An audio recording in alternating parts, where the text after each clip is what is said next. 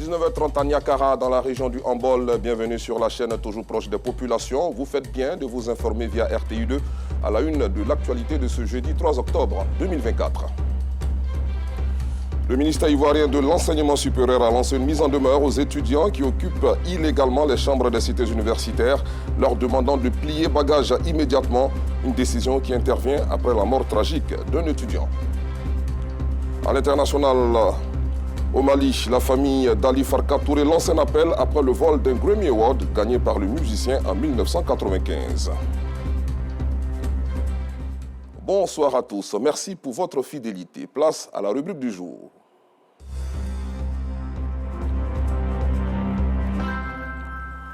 Le portrait de la semaine s'intéresse ce soir à Alassane et Fousseni, des amoureux de la culture du cacao depuis leur enfance. Ces frères jumeaux ont arrêté les études après l'obtention du BTS pour se consacrer à leur passion. En plus de la production, ils se sont spécialisés dans la commercialisation à travers la création de l'Union interrégionale des coopératives de café cacao de Côte d'Ivoire. Nos reporters Noussangaré et Kader Batil sont allés à leur découverte depuis la plantation jusqu'à l'usine. À l'épée, localité située dans la région de la Méé, à 58 km d'Abidjan, capitale économique ivoirienne. Frères jumeaux, Alassane et Fousseni y possèdent des hectares de plantations de cacao. La campagne cacaoyère vient de débuter en ce mois d'octobre. Ils ont décidé de faire un tour dans leur plantation pour s'enquérir de l'état d'avancement des fèves de cacao. On est venu voir à quel niveau les fèves sont. Si la récolte va commencer, on est venu planifier avec les ouvriers. Leur amour pour la culture du cacao remonte à leur enfance. Conscients du fait que la terre ne trahit jamais, Fousseni et Alassane ont arrêté les études après l'obtention du brevet de technicien supérieur BTS pour se consacrer à la culture du cacao. La motivation est partie du vieux parce que ça a toujours été sa passion depuis tout petit. Partir le rejoindre dans la plantation et vu l'amour qu'il avait pour ce travail-là, c'est ce qui nous a le plus marqué. Voyant qu'il était seul, il n'avait personne pour l'aider à croître et développer la filière. C'est comme ça qu'on va se lancer auprès de lui pour pouvoir mieux faire avancer les choses. Pour réussir ce retour à la terre, Alassane et Fousseni ont intégré dans leur gestion l'agroforesterie, une méthode pour améliorer la qualité de leurs produits. L'agroforesterie, c'est-à-dire qui consiste à planter tout type d'arbres dans les champs de cacao, en dehors du cacao. Vous voyez par exemple, il y a l'ananas, il y a les bananes, donc il faut que tout l'écosystème soit réuni. Et comme on le dit, la déforestation, ça n'a pas forcément d'impact sur l'environnement, mais ça a aussi un impact même sur la qualité du produit. Parce que quand il n'y a pas de forêt, il n'y a pas de microbiote. Et les microbiotes favorisent la fermentation des fèves de cacao.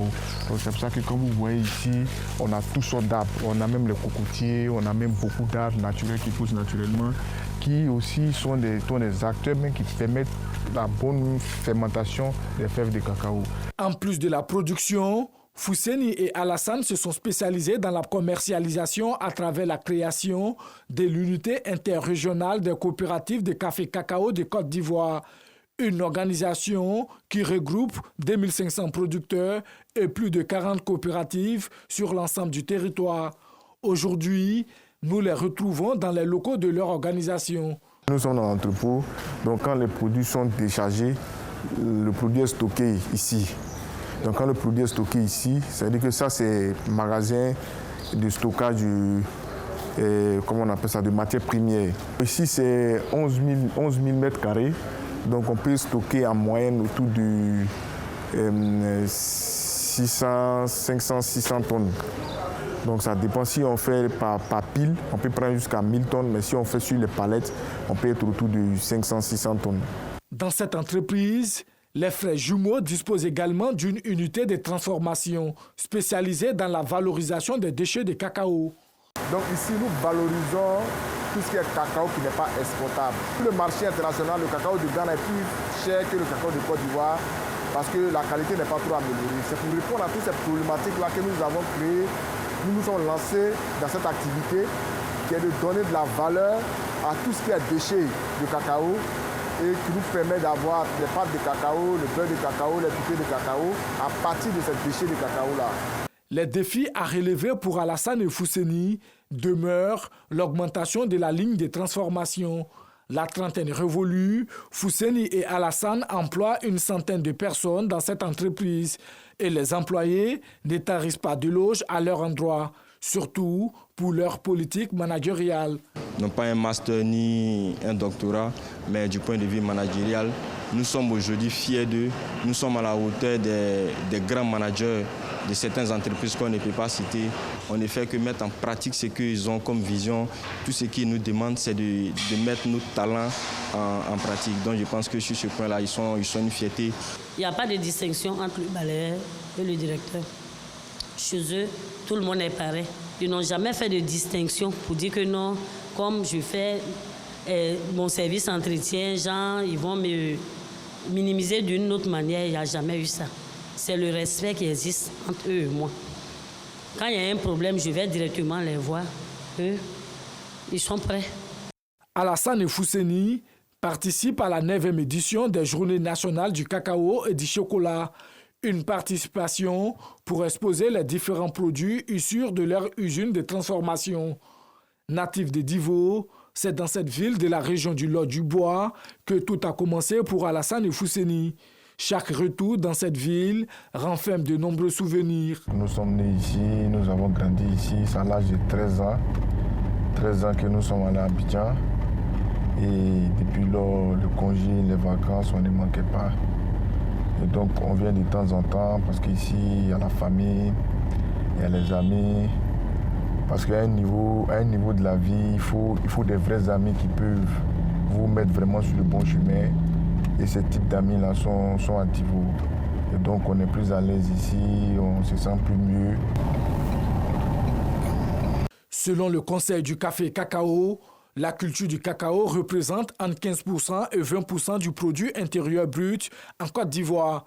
Elle emploie près de 600 000 planteurs et fait vivre près de 6 millions de personnes. Pour les frères jumeaux, la jeunesse doit s'accaparer de la richesse qu'est la cacaoculture. C'est pourquoi ils les invitent à retourner à la terre, car selon eux, la terre nourrit son homme. Félicitations donc aux frères jumeaux qui jouent un rôle essentiel dans le développement et la promotion de la filière café-cacao dans notre pays. Depuis ce matin, les occupants illégaux des chambres des résidences universitaires s'activent à emporter leurs effets personnels avec beaucoup d'amertume. Cette situation fait suite à une décision du ministère de l'Enseignement supérieur et de la Recherche scientifique prise hier, leur demandant de plier bagages immédiatement. Nos reporters Nou Sangaré et Gilles Tonnier ont sillonné des cités universitaires de Cocody. Voici leur constat. Eden, étudiante en Master 1 de droit public, vit dans l'une des résidences de l'université Félix Houphouët-Boigny de Cocody. Aujourd'hui, elle s'est vue obligée de libérer la chambre qu'elle occupait illégalement depuis des mois. On essaie de faire notre effort pour pouvoir rentrer, pour ne pas être surpris. Peut-être qu'on sera brutalisé, on ne sait pas ce qui va se passer plus tard. On ne sait pas s'il y aura le calme, on ne sait pas si ça sera gâté. Moi, comme ça, il m'aurait à Gonzague. Quand je pense qu'il était à Gonzague, venir à l'école, franchement. Déjà, même la vie étudiantine, même au campus, c'est pas facile. Étudiante résidant à la cité Mermoz, Estelle est dans le désarroi. Elle ne sait pas chez qui s'est réfugiée, faute de parents à Abidjan. Tous mes parents sont à Saint-Pédo et je ne sais pas comment faire. Depuis le matin, dans tous mes bagages, on ne sait pas où passer, il pleut, on ne sait pas où passer. Si on n'a pas de temps aussi, moi-même je dois soutenir, je n'ai pas encore fini, c'est un peu compliqué. Ces étudiants ont pu avoir accès à ces chambres de diverses manières. On a préféré partir aussi parce que c'est le ministère qui a demandé qu'on parte, donc on n'y peut rien. Moi, je ne savais pas qu'il y avait une procédure légale pour commencer. On m'a dit non, pour pouvoir accéder à la Cité Rouge, il y a le CROU et il y a la FECI qui gouverne. Mais la FECI a plus d'influence que le CROU, raison pour laquelle je suis passée par la FECI. Pour avoir une chambre ici, c'est un peu difficile. Voilà, je suis quitté à Boisseau, je ne connais personne ici. C'est mon oncle qui est ici. Voilà, donc lorsque je suis arrivé ici, mon oncle m'a hébergé comme un Cambodgien. D'où j'ai pu mettre mes affaires dans la chambre, mais j'ai pu dormir au balcon et venir de temps en temps dormir, s'il fait trop froid, un peu, dormir à 5 à 6 dans la chambre. Mais mon oncle a réussi à causer avec une personne qui a ses papiers, mais qui ne vit pas ici. D'où, comme c'est son ami proche, il a remis les papiers, mais nous on vit sa position. Le CROU n'est pas au courant de tout ça là. Donc nous aussi, c'est avantageux pour nous. Depuis ce matin, les occupants illégaux des chambres en résidence universitaire s'activent à emporter tous leurs effets personnels avec beaucoup d'amertume. C'est pas normal. Parce que nous sommes des êtres humains, pas des animaux. Même un locataire qui loue une maison, avant de quitter cette maison, au moins 3 mois. Mais nous, étudiants, on nous dit de libérer 24 heures. C'est-à-dire qu'on a reçu le message hier. Selon vous, est-ce que c'est normal? Actuellement, nous sommes en période de 2e session de composition et puis ils sont venus, ils nous disent de libérer les cités. Donc vraiment, c'est pas facile. En tout cas, on ne sait même pas comment on fait même. Pourtant, les parents ne vivent pas ici. Les parents sont jusqu'à Sikensi. On va faire comment? Cette situation fait suite à un communiqué du ministère de l'Enseignement supérieur et de la Recherche scientifique.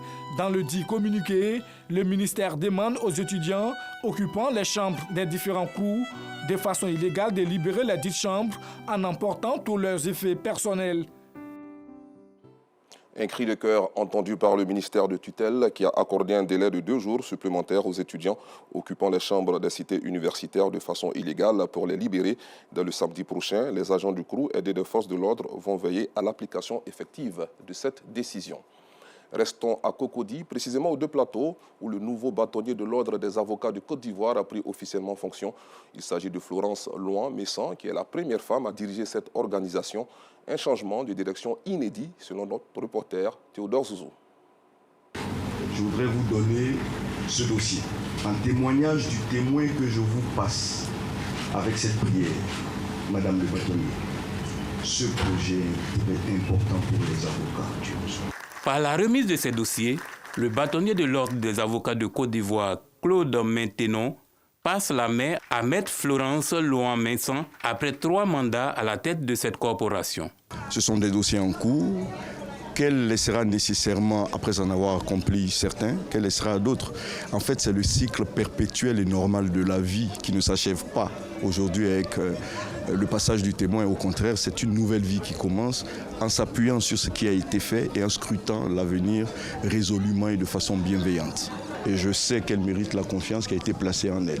Élue au Dauphinat de l'Ordre des avocats de Côte d'Ivoire en 2023, Maître Florence Louan-Messan prend ce jour officiellement la tête de cette institution créée en 1959. Avec cette équipe de 18 personnes, elle s'engage à défendre les intérêts de ce corps de métier. Nous mènerons un plaidoyer pour faire davantage, pour renforcer les moyens budgétaires de l'assistance judiciaire, afin que tous les Ivoiriens aient droit au service public de la justice et qu'ils ne soient pas freinés dans leur désir de justice par des contraintes financières. Nous irons dans les établissements pour informer et former nos jeunes enfants sur le droit avec le projet que nous avons intitulé « La robe à l'école ». Nous voulons repositionner l'ordre des avocats et les avocats dans la position qu'ils n'auraient jamais dû quitter, c'est-à-dire celle de vigie du droit. Et je mesure le poids de la responsabilité et je sais pouvoir compter sur l'équipe qui m'accompagne pour mener à bien les 3 ans qui m'ont été confiés. Maître Florence Louan-Messan a fait ses débuts dans la profession au cabinet de Maître Aoussou Jano, par ailleurs conseiller du président de la République qui lui prodigue des conseils. Les valeurs que je lui ai enseignées, notamment l'intégrité morale, faire attention à l'argent. C'est un métier qui s'occupe de l'homme essentiellement. Parce que vous voyez l'homme dans sa grandeur comme dans ses faiblesses. Donc il faut pouvoir demeurer soi-même fort pour pouvoir défendre tout le monde. Le mandat de la première femme bâtonnier de l'Ordre des avocats de Côte d'Ivoire dure 3 ans. Maître Florence Louan-Messan place la mandature 2024-2027 sous le signe « Voir loin, agir ensemble ». Ouvrons le chapitre éducation de cette édition dans la région du Hambol. Dans le cadre de la rentrée scolaire, l'ONG Wouflo, de l'épouse du ministre Vagondo Diomandé, a offert des kits scolaires aux enfants des écoles de 2 villages du département de Niakara. Cette initiative vise à améliorer la qualité d'apprentissage des élèves tout en allégeant le fardeau financier des parents. Laure Goriti, Kader Sogodogo. 414 kits scolaires offerts aux enfants de l'EPP Seriboka et l'EPP Ouregeka dans le département de Niakara-Mandougou. Des sacs, des cahiers et des stylos composent ces kits offerts par l'ONG Wouflo. Pour la présidente Ami Diomandé, épouse du ministre de l'Intérieur et de la Sécurité, Vagondo Diomandé, en fournissant ces outils essentiels à l'école, son ONG veut contribuer à créer un environnement éducatif plus favorable à l'apprentissage de ses élèves. L'éducation est un pilier fondamental pour l'avenir de notre pays. Ces kits scolaires permettront à ces jeunes élèves de commencer l'année dans de bonnes conditions avec tout le nécessaire pour réussir. Chers élèves, je vous invite à travailler dur. Nous avons foi que vous serez les modèles de demain. Les élèves s'en réjouissent, les parents et les instituteurs avec. Je vous remercie sincèrement. Votre contribution nous permettra d'étudier dans les meilleures conditions. Depuis que nous avons commencé les cours, les enfants sont là, ils n'ont même pas de cahier pour écrire. Et Dieu merci, nous avons eu cette chance aujourd'hui. Vraiment, ça me va droit au cœur. L'événement a également été l'occasion pour l'ONG de poser des actions sociales en faveur des femmes de Seriboka et Ouregeka. Elles ont reçu des dons pour les encourager à développer des activités génératrices de revenus et à réaffirmer leur autonomie. Nous espérons que ces dons seront le levier nécessaire pour vous permettre de concrétiser vos ambitions et de contribuer davantage à la prospérité de votre communauté. Créée en 2022, à travers ses actions axées sur l'éducation et l'autonomisation, l'ONG Wouflo s'engage davantage à transformer durablement la vie des communautés locales. Éducation toujours, mais dans la sous-préfecture de Zoukoube, cette fois, Agrial et ses partenaires ont fait don d'un bâtiment scolaire à Kwame Bakro, localité de Belleville, le jeudi 12 septembre dernier. Offrant cette infrastructure, la société coopérative maintient son engagement pour l'éducation et la lutte contre le travail des enfants. Georgette Ido Fofana. Un bâtiment comprenant 3 salles de classe entièrement équipées, un bureau administratif, une cantine et un bloc de latrine doté d'un dispositif de lavage des mains. Ce sont les infrastructures dont dispose désormais la localité de Kwamekro dans la sous-préfecture de Zoukoube au centre-ouest du pays. Un don de la coopérative Agrial et ses partenaires pour offrir un cadre d'apprentissage de qualité et favoriser la scolarisation tout en contribuant à l'éradication des pires formes de travail des mineurs dans la zone de cacao-culture. C'est aussi permettre aux enfants de s'éduquer pour contribuer un tant soit peu au développement de notre pays qui est cher au président de la République. Aider les populations dans la lutte contre ce fléau au travers d'infrastructures scolaires, c'est quelque chose qui est vraiment très important. Il était de notre devoir d'être là aux côtés de Agrial et des producteurs en ce jour. Une initiative saluée par les autorités administratives de Zoukoube. Si on a la chance aujourd'hui d'avoir l'école, surtout dans une zone sinistrée comme Zoukoube, c'est une grande joie. Une grande joie et une grande satisfaction. L'école, c'est le développement. L'école, c'est l'avenir.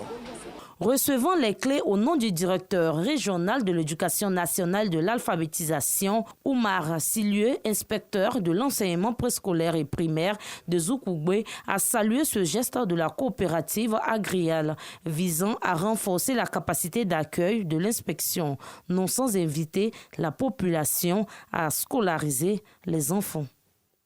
Un mot de religion dans cette édition. L'Église La Gloire d'Israël en Afrique, Sisa Yopougon, a récemment célébré sa 2e fête des moissons à son temple au Nouveau Quartier. Des précisions avec Théodore Zouzou. Nouveau quartier dans la commune de Yopougon, district autonome d'Abidjan. Marie-Michel, ce samedi matin, arpente les couloirs de la cité pour une destination importante pour sa vie. Je vais à la fête de moisson de LGA. J'ai voulu savoir ce que c'est l'ancestralité. Je suis venue à cette communauté-là. J'ai remarqué aussi dans cette communauté que l'unité fait les forces. La communion aussi fait les forces. Le partage de connaissances.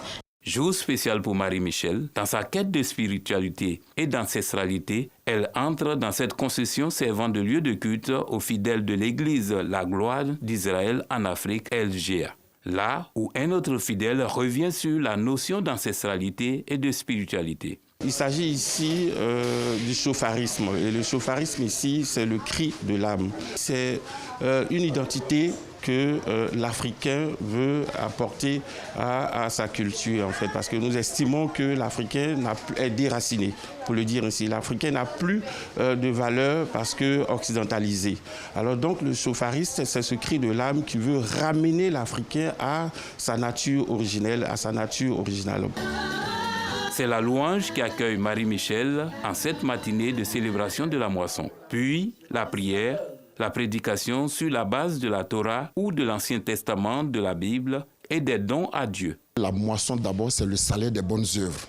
C'est le moment de présenter toutes ses œuvres à l'Éternel et présenter aussi sa gratitude et reconnaître sa majesté et son autorité. Chaque fidèle fait don en numéraire pour la construction de leur nouveau temple, mais également d'autres présents déposés près de la chaire. Moment de reconnaissance, de solidarité et d'obéissance à Dieu. Pendant une année, nous avons vécu déjà dans la santé et puis on n'a pas manqué de quelque chose.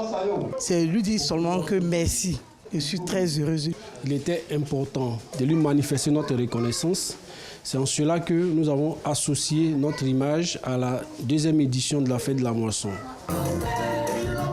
La gloire d'Israël en Afrique se distingue par le port d'accessoires de vêtements avec l'étoile de David, mais également de bien d'autres artifices tels que le chandelier.